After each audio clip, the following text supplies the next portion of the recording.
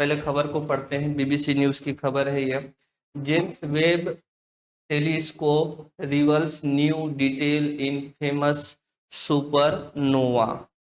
Supernova के संदर्भ में जेम्स वेब टेलीस्कोप ने कुछ नए इंफॉर्मेशन को उजागर किया है। ठीक, तो यहाँ पर सुपरनोवा का जो नाम है SN 1987A है। ठीक, SN का मतलब है सुपर नोवा, एंड SN का मतलब क्या है बच्चों? सुपर नोवा। ठीक, 1987 इसीलिए क्योंकि यह जो सुपरनोवा घटित हुई थी, सुपरनोवा का मतलब है very big explosion on massive star.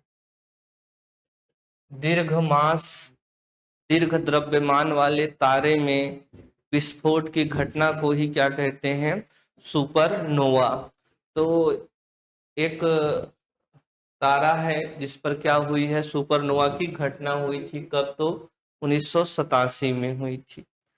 और उसी सुपरनोवा को अभी जेम्स वेब टेलीस्कोप ने डिटेक्ट किया है, और डिटेक्ट करने के बाद कुछ इंफॉर्मेशन को उसने रिवील किया है। तो इंफॉर्मेशन क्या है, थोड़ा उसको हम लोग देखते हैं। हालांकि ये तभी समझ पाएंगे कि थोड़ा सा आप लोग तारों के जीवन को भली भांति जान ले कि लाइफ ऑफ स्टार क्या होती है। तो यहाँ पर जो मुख्य विषय है हम लोगों का वह है कि तारों के जीवन को समझना। उसके बाद देखेंगे क्या इंफॉर्मेशन इसमें आया है और ये किस तरीके से तारों की समझ को मानव जाति द्वारा जो भी तारों के बारे में जानते हैं उसमें किस तरीके से उस समझ को और बेहतर करने में मदद करेगी या मददगार होगी।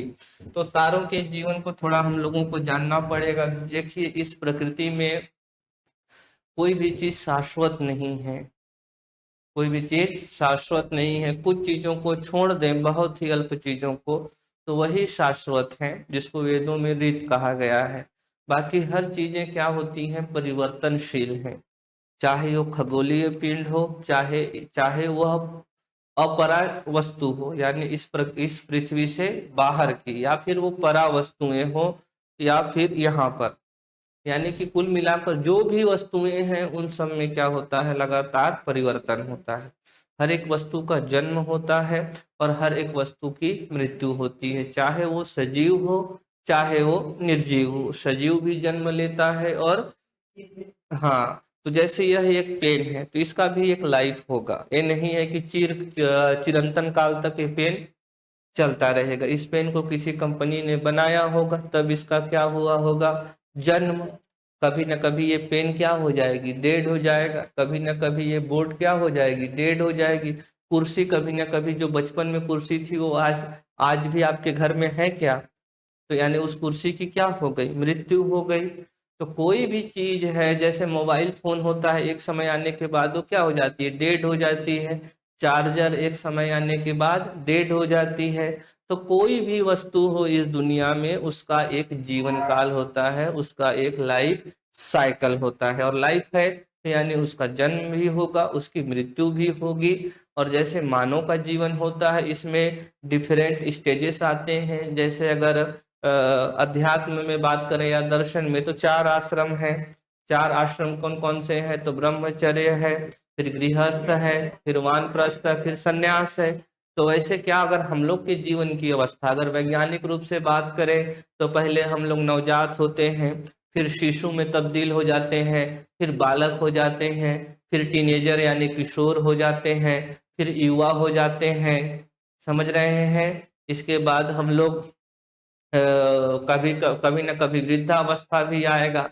तो क्या, जब हम लोग के जीवन की कई अवस्थाएं होती हैं, तो तारों का के जीवन का भी कई अवस्थाएं नहीं होंगी क्या? निश्चित रूप से होंगी। तारों का भी जन्म होगा और तारों का भी विघटन होगा। और इस जन्म से लेकर विघटन के मध्य में तारों के जीवन की भी कई अवस्थाएं होती हैं। उसी को हम लोगों को देखना है और थोड़ा समझना है। विभिन्न परीक्षाओं में विभिन्न तरीके से पूछा जाता है। अभी हाल ही में महिला पर्यवेक्षक वाले में प्रश्न पूछा गया था कि तारे के केंद्र में कौन सा रिएक्शन होता है, नाभिकीय संलयन की अभिक्रिया होती है कि नाभिकीय विखंडन की अभिक्रिया होती है। ये सब सारे छोटे छोटे चीज हैं। जैसे अभी आप यहाँ से सीख जाएंगे कि संलयन की अभिक्रिया होगी। ये कोई ऐसा नहीं है कि आप एक जगह पढ़ें, कि जब भी हम किसी विषय को ध्यान से पढ़ते हैं तो वहां से न सिर्फ एक प्रश्न तैयार होता है, बल्कि और भी जगह के बहुत सारे प्रश्न हमारे तैयार हो जाते हैं। जरूरत है तो बड़े बारीकी से उसको सुनने का और समझने का प्रयास करना चाहिए। तो बहुत सारी चीजें, तो छोटे छोटे प्रश्न तो व्यापन के हम लोग के ऐसे ही हल हो जाते हैं। और व्यापन की थोड़ी तैयारी भी कठिन है, क्योंकि उसका कोई और छोर भी नहीं है, एकदम कहीं से भी प्रश्न आ जाता है। समझ रहे हैं? तो जरा देखिए, तारों का जीवन, लाइफ ऑफ स्टार। तो तारों का जीवन काल हिंदी माध्यम वाले हेडिंग दे देंगे और अंग्रेजी माध्यम वाले लाइफ ऑफ स्टार। तो देखिए, तारों के जीवन के लिए, जैसे एक मनुष्य मानव जाति के जीवन के लिए माता का गर्भ जरूरी है, माता जरूरी है और माता का गर्भ जरूरी है, उसी तरीके से तारों के लिए भी कोई ना कोई क्या होना चाहिए, गर्भ होना चाहिए। और उस गर्भ को हम लोग क्या कहते हैं? नेबुला। उस गर्भ को क्या कहते हैं बच्चों? नेबुला। अब नेबुला कई सारे पेपर में पूछा जाता है, नेबुला क्या है? ठीक, निहारिका। हिंदी में नेबुला का मतलब क्या हो गया? निहारिका। ठीक, क्या हो गया बच्चों? Niharika. Now what is nebula? Niharika क्या है? तो निहारिका का सीधा सा मतलब क्या बताएंगे? Giant cloud of gas and dust, gas and dust particles. ठीक, तो गैस और धूल कण के विशाल या दैत्य युक्त बादल को ही क्या कहेंगे? निहारिका। तो बहुत सिंपल है। What is Niharika? निहारिका या nebula is nothing but it is a giant cloud of gas and dust. ठीक, तो निहारिका क्या है? धूल कण और गैस के विशाल बादल को ही निहारिका कहते हैं। ठीक, अब जरा आगे बढ़ते हैं इसको हम लोग। तो अब देखिए जरा, यहाँ पर क्या है बच्चों? गैस है, तो कौन सा गैस? अब ऐसे ही आपको सोचना है, क्रिटिकल थिंकिंग करनी है। अब यहीं से एकदम आगे नहीं बढ़ जाना है कि जान गए, तो अब थोड़ा और अंदर जाना पड़ेगा। प्रश्न उठना चाहिए मन में कि गैस है तो भाई गैस तो अनंत है, कौन से गैस? पार्टिकल तो अनंत है, तो कौन से पार्टिकल? ठीक, तो बात हो गई किसकी? तो गैस की। तो कौन से गैस?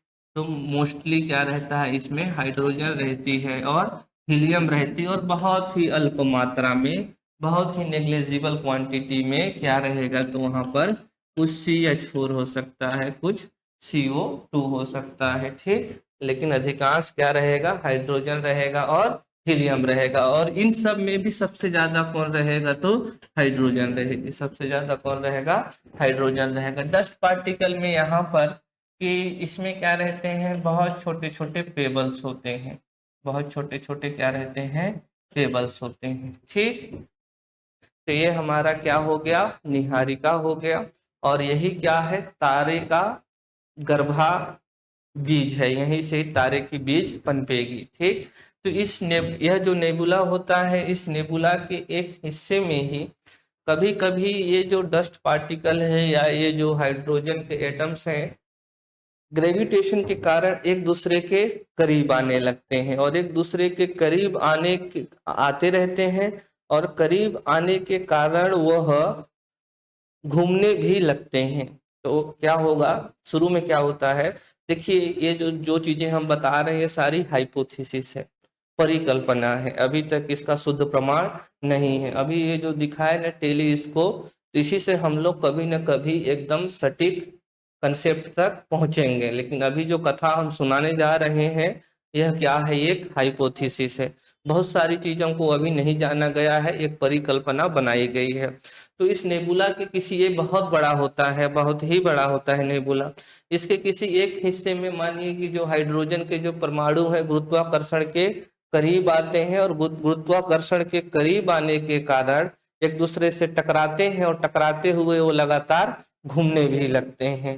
ठीक, और जब वो टकराते जाते हैं, घूमने लगते हैं, तो लगातार उसका टेम्परेचर क्या होता जाता है, बढ़ता जाता है। तो इसी नेबुला में से जो एक हिस्सा है, जो बहुत सारे पार्टिकल एक दूसरे के क्या आने लगेंगे, करीब आने लगेंगे, दिख रहा है क्या, एक दूसरे के करीब आने लगेंगे, और एक दूसरे के करीब आने के साथ वो लगातार स्पिन भी करने लगेंगे, चक्रण भी करने लगेंगे। ठीक, और जब ऐसा होने लगेगा तो इसको हम लोग क्या कहेंगे, प्रोटो स्टार। क्या कहेंगे बच्चों, प्रोटो स्टार कहेंगे। ठीक, जब इसका थोड़ा टेम्परेचर और बढ़ जाता, अब देखिए लगातार क्या हो रही है, टक्कर हो रही है, और टक्कर होगा तो क्या होगा, टेम्परेचर बढ़ेगा, नहीं बढ़ेगा क्या। लोगों का रोड में देखिए एक दूसरे से टक्कर हो जाता है तो एक दूसरे को गर्म नहीं हो जाते हैं, क्यों टक्कर दिया बे, क्यों, देख के नहीं चल सकता था क्या बे, तो लोग गर्म नहीं हो जाते हैं क्या, हो जाते हैं। कहीं भी अगर शादी का भीड़ भाड़ वाला इलाका हो तो लोग एक दूसरे से टकराते रहते हैं, और वहाँ गर्मी भी होती है या नहीं, तो होती ही है। तो टकराने से लगातार इसका टेम्परेचर बढ़ता जाता है, और जब इसका टेम्परेचर इस अवस्था से थोड़ा ज्यादा हो जाता है, स्पिन भी बढ़ जाता है, तो जो तारे का अगला चरण आता है, और इसके अंदर में क्या है, हाइड्रोजन है, अंदर में क्या है, हाइड्रोजन है। जब और लगातार टक्कर होती जाती है, थोड़ा बड़ा हो जाता है। ठीक, तो यहाँ पर थोड़ा ये क्या हो जाएगा, बड़ा हो जाएगा, लार्ज हो जाएगा, टेम्परेचर थोड़ा सा बढ़ जाएगा, स्पिन और बढ़ जाएगी, तो हम लोग कहेंगे तारा कहाँ आ गया है, तो टी टॉरी फेस में, या टी टॉरी स्टार कहेंगे, टी टॉरी स्टार कहेंगे। ठीक, तो ये क्या हो गया, सेकेंड स्टेज हुआ, या थर्ड स्टेज कह लीजिए। ठीक, इतनी बातें समझ में आई। अभी इसके बाद बच्चों, इस अवस्था के बाद, इस अवस्था के बाद लगातार केंद्र की तरफ हाइड्रोजन के परमाणु आ रहे हैं, और एक दूसरे से क्या लगा रहे हैं, टक्कर लगा रहे हैं। ठीक, तो अभी इसमें जो भी फोर्स लग रहा है सब कहाँ की तरफ है, तो अंदर की तरफ है। अंदर की तरफ अपने मटेरियल, आसपास के जो भी मटेरियल है उनको अंदर की तरफ अट्रैक्ट कर रहा है, और इस फोर्स को ग्रेविटेशनल फोर्स कह सकते हैं। धीरे धीरे जितना ज्यादा बड़ा होता जाएगा उतना ही आसपास की चीजों को अट्रैक्ट करता जाएगा, क्योंकि मास बढ़ती जाएगी तो ग्रेविटेशनल फोर्स भी क्या होता जाएगा, बढ़ता जाएगा। ग्रेविटेशनल फोर्स का फॉर्मूला क्या है, G m1m2/r²। अगर मास को बढ़ा देंगे तो फोर्स भी क्या हो जाएगी, बढ़ जाएगी, और लगातार इसकी साइज बढ़ रही है, लार्ज होता जा रहा है, यानी द्रव्यमान भी क्या हो रहा होगा, बढ़ रहा होगा। तो जितना ज्यादा द्रव्यमान उतना ही आसपास की चीजों को अट्रैक्ट करता जाएगा। ठीक, अभी एक समय ऐसा आएगा कि इसका जो कोर है, इस तारे का जो कोर है, वहां पर क्या शुरू हो जाएगा, नाभिकीय संलयन। अब पूरा पूरा क्या है, हाइड्रोजन, बताए कि सबसे ज्यादा क्या है, हाइड्रोजन। तो इस पूरे में भरा क्या है, या तो हाइड्रोजन भरा है या तो हीलियम भरा है। ठीक, अभी ये जो हाइड्रोजन है यहाँ पर क्या होने लगेगा, ये हाइड्रोजन आपस में जुड़कर क्या बनाने लगेंगे, हीलियम बनाने लगेंगे, और यही क्या है, नाभिकीय संलयन। अब यहाँ से तारा चमकने लगेगा, क्योंकि अब इसके कोर में क्या शुरू हो गई है, नाभिकीय संलयन की अभिक्रिया, और इस हाइड्रोजन को ही तारों का ईंधन कहते हैं, फ्यूल ऑफ स्टार। समझ रहे हैं, तो तारों का ईंधन क्या है, हाइड्रोजन। तारों में क्या हो रहा, आज हमारी सूरज में क्या हो रहा है, उसके कोर में हाइड्रोजन लगातार संलयित होकर क्या बना रहे हैं, हीलियम। और जब ये संलयन होता है तो वहां से एक ऊर्जा निकलती है। ठीक, वो ऊर्जा आकर इस बाहर वाले सरफेस को गर्म कर देती है, और जब कोई भी सरफेस गर्म हो जाता है तो वहां से वो इलेक्ट्रोमैग्नेटिक रेडिएशन एमिट करता है, वही पृथ्वी तक आता है। समझ रहे हैं, जैसे ये क्या हो गया, कोर हो गया, कोर में क्या चल रही है, नाभिकीय संलयन की अभिक्रिया। तो जैसे अभिक्रिया होगी यहाँ से एनर्जी निकलेगी, एनर्जी आकर सरफेस को लगातार गर्म कर देगी, और कोई भी गर्म चीजें वहां से क्या एमिट करती हैं, इलेक्ट्रोमैग्नेटिक रेडिएशन। जैसे यहाँ मान लीजिए एक लकड़ी है यहाँ पर। ठीक, और यह बहुत ज्यादा क्या है, गर्म है। ठीक, और कोई चीज गर्म से क्या हो जाती है, लाल। क्या कहते हैं लोग, गुस्से से क्या हो गए, लाल। तो जाहिर सी बात है, कोई भी गर्म चीजें कैसी हो जाती हैं, लाल। अब जरा सोचिए, एक लकड़ी यहाँ पर है और दूसरा व्यक्ति अगर कोई यहाँ पर है, तो क्या यह व्यक्ति गर्मी महसूस करेगा? निश्चित रूप से। तो वो तो कांटेक्ट में है नहीं, फिर वो गर्मी यहाँ तक कैसे आई? वो गर्मी यहाँ तक आई है इलेक्ट्रोमैग्नेटिक रेडिएशन के जरिए। समझ रहे हैं? इलेक्ट्रोमैग्नेटिक रेडिएशन के कुछ पार्ट्स को हम लोग देख सकते हैं, 400 से 700 नैनो, उसको कहते हैं लाइट। कुछ इलेक्ट्रोमैग्नेटिक रेडिएशन को हम लोग नहीं देख सकते, जैसे एक्सरे, गामा रेज, इंफ्रारेड। जैसे रिमोट से जो रेज निकलती है, बटन दबाने से लाइट जलती है, उसको हमारी आंखें डिटेक्ट नहीं कर सकती हैं। समझ रहे हैं बात को? तो क्या प्रोसीजर है कि यहाँ कोर में नाभिकीय संलयन की अभिक्रिया होती है, और उसमें अब नाभिकीय संलयन में क्या कि हाइड्रोजन आपस में मिलकर क्या बनाते हैं, हीलियम बनाते हैं। यहाँ से ऊर्जा निकलती है और उस सरफेस को क्या कर देती है, गर्म कर देती है। तो यानी इसमें अंदर की तरफ एक फोर्स तो लग ही रहा था, क्या, ग्रेविटेशन फोर्स, बोलो।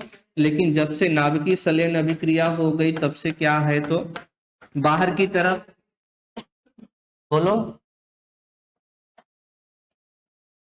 ठीक। और जब से न्यूक्लियर फ्यूजन स्टार्ट हो जाता है, तो क्या कहने लगते हैं, तो main sequence star, main sequence star कहने लगते हैं, ठीक। और ये कब कहेंगे, जब क्या हो जाएगा, न्यूक्लियर फ्यूजन शुरू हो जाएगा। क्या बच्चों? न्यूक्लियर फ्यूजन स्टार्ट हो जाएगा, ठीक। न्यूक्लियर फ्यूजन स्टार्ट हो जाएगा, बिगिन हो जाएगी। इसका मतलब क्या है कि हाइड्रोजन संलयित होकर किस में बदलने लगेंगे, तो हीलियम में। ऑनलाइन, ऑनलाइन है ही नहीं, अभी रिकॉर्ड हो रही है।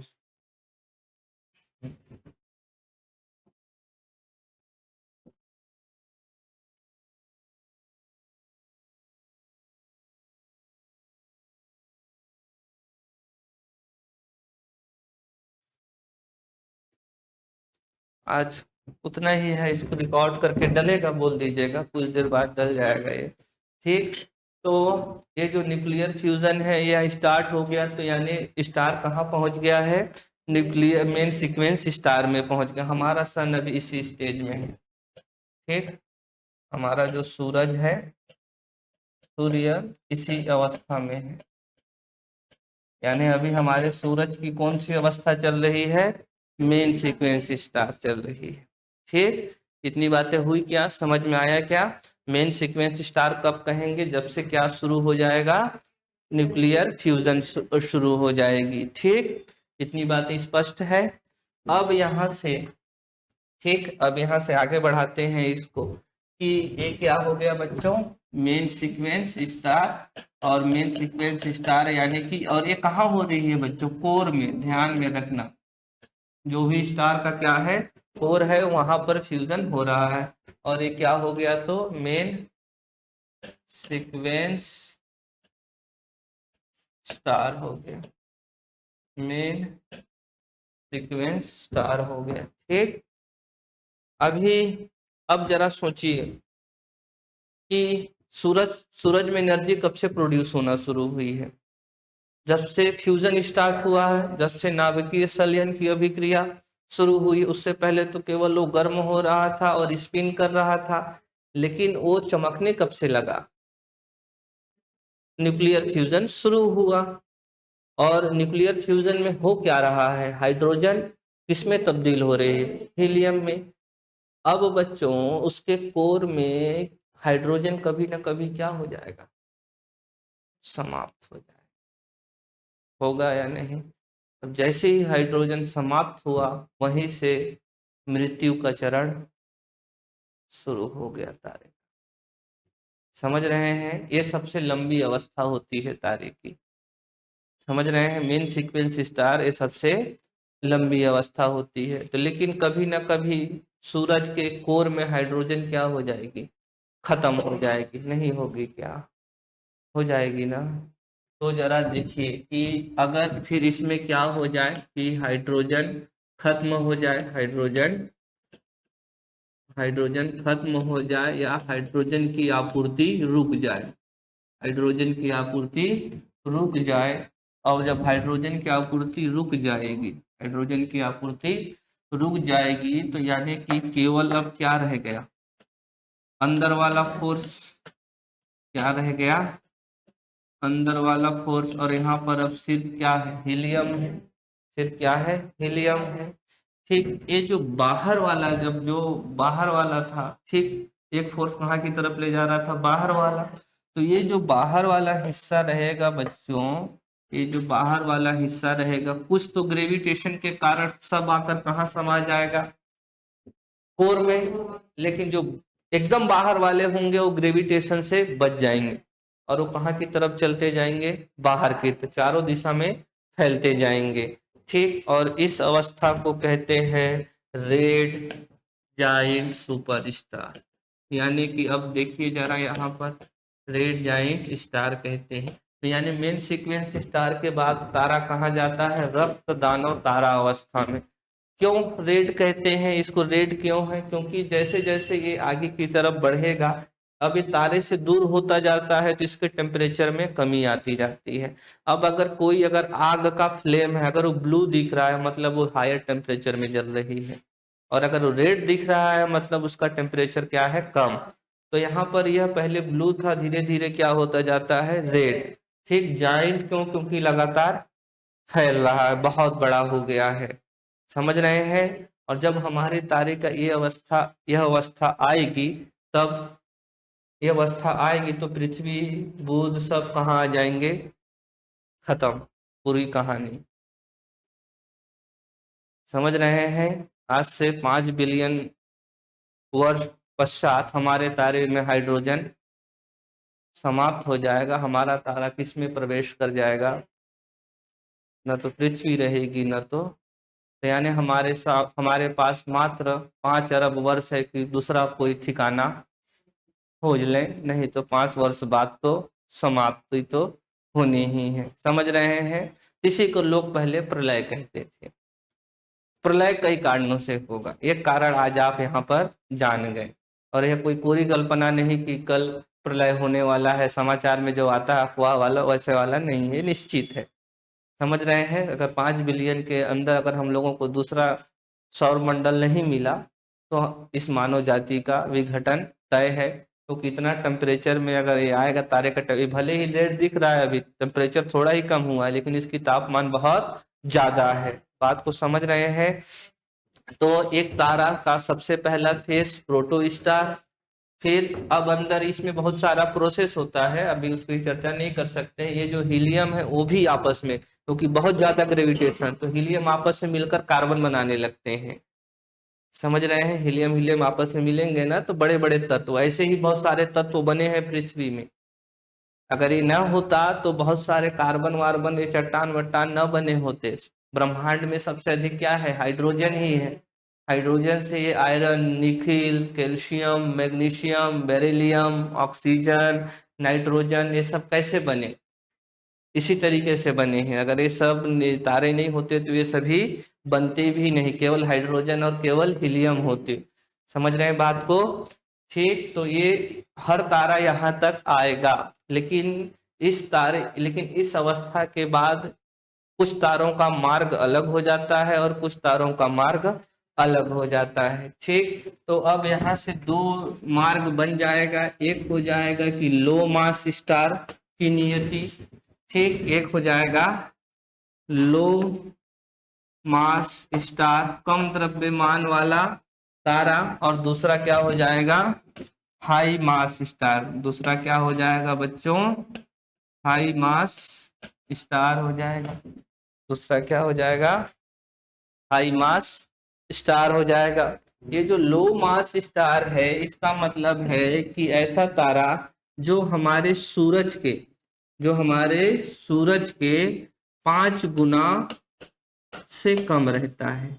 हमारे सूरज का जो भी द्रव्यमान है उसका 5 गुना निकाल लें। जैसे मान लीजिए हमारे सूरज का द्रव्यमान कितना है, 10, तो इसका 5 गुना क्या है, 50, और इस तारे का द्रव्यमान कितना है, 40, तो उसको यहाँ पर रखेंगे। ठीक, दूसरा तारा वह हो जाएगा जिसका द्रव्यमान हमारी सूरज के द्रव्यमान से 5 गुना से ज्यादा है। तो हाई मास स्टार का मतलब क्या है? हमारे सूरज के द्रव्यमान के 5 गुना से अधिक वाले तारे को हाई मास स्टार कहते हैं, और हमारे सूरज के द्रव्यमान के 5 गुना से कम द्रव्यमान वाले को लो मास स्टार कहते हैं। ठीक, जो लो मास स्टार है, अब ये तो पूरा चला जाएगा, ये तो लगातार फैलता रहेगा, रुकेगा क्या? नहीं रुकेगा। जाने वाले आते नहीं, उनकी सिर्फ याद आती है, तो ये नहीं वापस आएगा। बच क्या जाएगा? कोर। ये वाला जो हिस्सा रहता है यह आगे जाकर बन जाता है व्हाइट ड्वार्फ स्टार। क्या बन जाएगा बच्चों? व्हाइट ड्वार्फ, श्वेत वामन तारा। ड्वार्फ का मतलब क्या है? बौना, वामन, तो इसको क्या कहते हैं? श्वेत वामन तारा बन जाता है आगे जाकर। ठीक, ये जो व्हाइट ड्वार्फ है श्वेत वामन तारा बन जाता है। अब जो हाई मास स्टार है, जो हाई मास स्टार है, उसमें रेड जाइंट के बाद सुपरनोवा की घटना होती है। किसकी होती है? हाँ, अभी देखिए हमारे ब्रह्मांड में जो सबसे बड़ा विस्फोट है वो तो बिग बैंग का है, जो 13.7 बिलियन वर्ष पहले हुई थी। लेकिन उसके बाद अगर मानव ने कोई सबसे बड़ा विस्फोट देखा है इस पूरे ब्रह्मांड में, तो वो क्या है? सुपरनोवा। बहुत तेजी से विस्फोट होता है ये, समझ रहे हैं? तो सुपरनोवा की घटना हर तारों में नहीं होगी, किसमें होगी? केवल, समझ रहे हैं ना बात को? ठीक, तो हाई मास स्टार में क्या होगा? सुपरनोवा। अब सुपरनोवा भी होगा तो यानी ये तारा था, ठीक, इसका कोर, ये सुपरनोवा में तो ये सब बाहर की तरफ निकलते जाएंगे। बोलिए, ठीक। अब सुपरनोवा के बाद क्या बच जाएगा? कोर। क्या बच जाएगा? कोर। बोलो, अगर इस कोर का द्रव्यमान, अब ध्यान से देखेंगे बच्चों, अगर इस कोर का, अब किसकी बात कर रहे हैं? कोर की। कोर का द्रव्यमान अगर हमारे सूरज के द्रव्यमान से 3 गुना से क्या हो? ज्यादा हो, और अगर इस कोर का द्रव्यमान 3 गुना से हमारे सूरज के, ms मतलब मास ऑफ द सन, कम हो, सुपरनोवा हो गया। भाई इसको पटाखे की तरह सोचिए, पटाखा फूटता है तो कुछ एनर्जी निकलती है और कुछ मटेरियल बाहर आता है, पटाखे का ही। तो इसमें भी सुपरनोवा होगा तो कुछ मटेरियल बाहर निकलेगा और कुछ एनर्जी बाहर निकलेगी, लेकिन पटाखे का एक हिस्सा बचा रहता है कि नहीं? तो वैसे ही कोर बचा रहेगा कि नहीं? बचा रहेगा। अब कोर का द्रव्यमान यदि हमारे सूरज के द्रव्यमान से 3 गुना ज्यादा हो, और दूसरा केस हो सकता है कि हमारे 3 गुना कम हो, और जब ज्यादा रहेगा 3 गुना से, तो वह जो कोर होगा आगे जाकर ब्लैक होल बन जाता है। क्या बन जाएगा बच्चों? और अगर 3 गुना से कम है तो बन जाएगा न्यूट्रॉन स्टार। क्या बन जाएगा? इसमें न्यूट्रॉन न्यूट्रॉन ही भरे रहते हैं। समझ पाए क्या बातों को? ये तारों के जीवन को याद रखोगे? बोलो बच्चों, ठीक। और इसमें कह सकते हैं कि अभी देखिए ये जो न्यूट्रॉन स्टार है, इसमें 1.44 ms से 3 के बीच में रहता है, तब ये बनेगा। और इस 1.44 ms का मतलब है मास ऑफ द आर्थ सन। ठीक, इसको कहते हैं चंद्रशेखर लिमिट। प्रीलिम्स में बार बार पूछा जाता है बच्चों, चंद्रशेखर लिमिट क्या है? तो इज इक्वल टू 1.44 ms हमें बताता है ब्लैक होल कैसे बनती है। ध्यान रखेंगे, वैल्यू को याद रखना है। Chandrasekhar limit is equal to 1.44 ms। ms का मतलब मास ऑफ द सन। इतनी बातें हो गई, याद रहेंगे तारों के जीवन। तो सबसे पहले तारा कहाँ आएगा? Proto star. प्रोटो स्टार कहाँ से बनेगी? नेबुला से। नेबुला का मतलब, हाँ हाँ, गैस और धूल कणों का विशाल बादल को ही नेबुला कहते हैं। फिर प्रोटो स्टार, फिर टी टॉरीफेस, फिर मेन सीक्वेंस स्टार, फिर रक्तदानो तारा, रेड जाइंट फेस आएगा। लेकिन इसके यहाँ तक हर तारा आएगा, लेकिन इसके बाद स्थिति अलग अलग हो जाएगी। जो लो मास स्टार है वो रेड जाइंट सुपर के बाद किस में बदल जाएगा? व्हाइट ड्वार्फ में। और जो हाई मास स्टार है उसमें किसकी घटना होगी? सुपरनोवा की। सुपरनोवा के बाद भी जो कोर बचेगा, कोर का द्रव्यमान अगर हमारे सूरज के द्रव्यमान के 3 गुना से ज्यादा है तो वह क्या बन जाएगा, ब्लैक होल, और अगर 3 गुना से कम है तो क्या बन जाएगा, न्यूट्रॉन स्टार। इस न्यूट्रॉन स्टार से 2-3 बातें ध्यान में रखना बच्चों।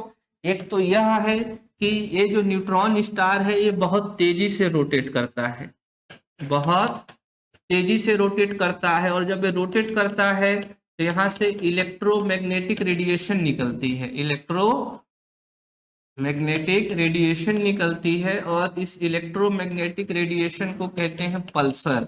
तो कभी भी आया पल्सर क्या है तो बताओगे, इसका संबंध अंतरिक्ष से आया हुआ है, प्रश्न व्यापम में आता रहता है, घटना चक्र खोल के देखेंगे ना तो आपको प्रश्न मिलेंगे, व्हाट इज पल्सर। तो Pulsar is nothing but it is a electromagnetic radiation which is emit from neutron या रोटेटिंग न्यूट्रॉन स्टार। ठीक, तो घूर्णन करते हुए न्यूट्रॉन स्टार से ही जो विद्युत चुंबकीय तरंगे निकलती हैं उसी को पल्सर कहते हैं। ठीक, और ऐसा न्यूट्रॉन स्टार जिसकी मैग्नेटिक फील्ड बहुत ज्यादा होती है, न्यूट्रॉन स्टार की डेंसिटी बहुत ही ज्यादा रहती है, बहुत ही ज्यादा रहती है न्यूट्रॉन स्टार की डेंसिटी, इसीलिए उसका मैग्नेटिक फील्ड भी बहुत तेज रहता है। तो कभी पूछे मैग्नेटर क्या है, क्या मैग्नेटर, तो आप बताएंगे a neutron star with very powerful magnetic field is called magnetar. ठीक, तो मैग्नेटर क्या है, उच्च चुंबकीय क्षेत्र वाले न्यूट्रॉन स्टार को ही क्या कहते हैं, मैग्नेटर कहते हैं। ठीक, तो व्हाट इज पल्सर, तो दोनों पल्सर और मैग्नेटर किससे संबंधित है, न्यूट्रॉन स्टार से। ठीक, ऐसा न्यूट्रॉन स्टार जिसकी मैग्नेटिक फील्ड बहुत तेज होती है, बहुत मजबूत होती है, उसे क्या कहेंगे, मैग्नेटर। और जब ये न्यूट्रॉन स्टार रोटेट करता रहता है तो रोटेट के कारण उसके पोल से इलेक्ट्रोमैग्नेटिक रेडिएशन निकलती है, उसे ही क्या कहेंगे, पल्सर कहेंगे। तो क्लियर है कि तारों का जीवन कैसे है, इसमें सब बातें हम लोग देखे कि तारे का जीवन भी हुआ, तारे की मृत्यु हुई, कुछ तारा व्हाइट ड्वार्फ के रूप में मर जाता है, तो कुछ तारा ब्लैक होल के रूप में, तो कुछ तारा न्यूट्रॉन स्टार के रूप में। समझ रहे हैं बात को। और इसमें भी कई सारी अवस्थाएं देखे, जिस प्रकार मानव जीवन भी कई अवस्थाओं से गुजरता है। बोलो बच्चों। हाँ, ये देख लीजिए डायग्राम के मदद से, मैं ये पहले नहीं दिखाया क्योंकि आप लोग कॉपी में बनाते नहीं और कभी आप लोगों का नोट्स नहीं बनता, इसीलिए पहले मैं बनाया हूं। तो जैसे देखिए ये क्या है बच्चों, नेबुला, ये क्या है, नेबुला है। तो देखिए इसमें बताया गया है कि इसमें अलग अलग चीजों को ले लिया गया है। ये क्या आया है, हमारा रेड जाइंट सुपर स्टार है। ठीक, और आगे अगर लिखना चाहे तो व्हाइट ड्वार्फ स्टार किस में बदल जाता है, ब्लैक ड्वार्फ में। ब्लैक ये नजर नहीं दिखेगा हम लोगों को, होता क्या है, व्हाइट ड्वार्फ कुछ दिन बाद दिखना बंद हो जाता है। ब्लैक का मतलब क्या, अब वहां से कोई रोशनी, तभी तो काले दिखने का मतलब क्या है कि वहां से कोई रोशनी, तो कुछ दिन बाद वो व्हाइट ड्वार्फ दिखना ही, तो लोग उसको क्या कह दिए, ब्लैक ड्वार्फ कह दिए। ठीक, अब ये देख रहे हैं ये क्या है, हाई मैसिव स्टार है। ठीक, इसीलिए इसको थोड़ा बड़ा दिखाया गया है। फिर ये क्या हो गई, सुपरनोवा की घटना, अगर 3 सोलर मास से कम है तो न्यूट्रॉन स्टार, और अगर 3 सोलर मास से ज्यादा है तो ब्लैक होल है। बात को समझ रहे हैं। तो ये क्या है, तारों का जीवन है, जिसको आपको ध्यान में रखना चाहिए। अलग अलग तरीके से अलग अलग प्रश्न यहाँ से आते रहते हैं। अभी देखें तो यह जो है यही सुपरनोवा है, नाम क्या है, SN या सुपरनोवा 1987 ए। 1987 में यह तारा फटा था, सुपरनोवा की घटना यहाँ हुई थी। यानी कौन सा स्टार रहा होगा, मैसिव स्टार रहा होगा।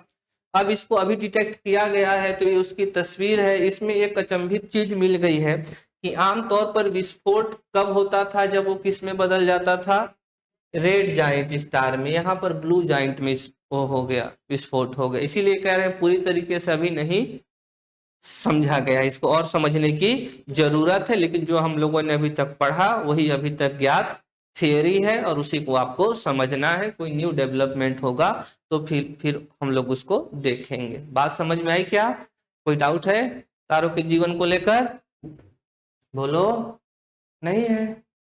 तो जरा बनाइए, देखिए 2023 में यूपीएससी में प्रश्न आया था ये। सैफिड, अंतरिक्ष में धूल और गैस के विशाल बादल। निहारिका, तारे जो आवर्ती रूप से जलते बुझते हैं। सही है क्या? नहीं है। तो यह वाला जो जोड़ी है वो सही नहीं है। निहारिका क्या है? गैस और धूल कण के विशाल बादल। आगे क्या है? पल्सर, गलत है।